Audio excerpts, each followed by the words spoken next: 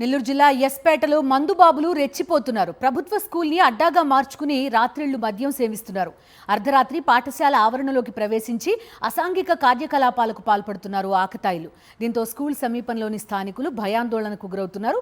స్కూల్లోకి మందుబాబులు అక్రమంగా ప్రవేశిస్తున్నారని పలుమార్లు పోలీసులకు ఫిర్యాదు చేసినా పట్టించుకోవడం లేదని మండిపడుతున్నారు. ఇకనైనా ఆకతాయిలపై కఠిన చర్యలు తీసుకోవాలని డిమాండ్ చేస్తున్నారు.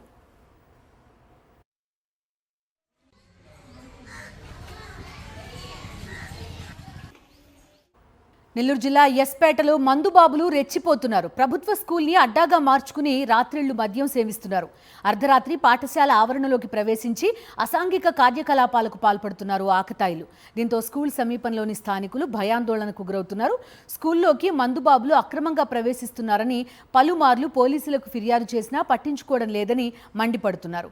ఇకనైనా ఆకతాయిలపై కఠిన చర్యలు తీసుకోవాలని డిమాండ్ చేస్తున్నారు.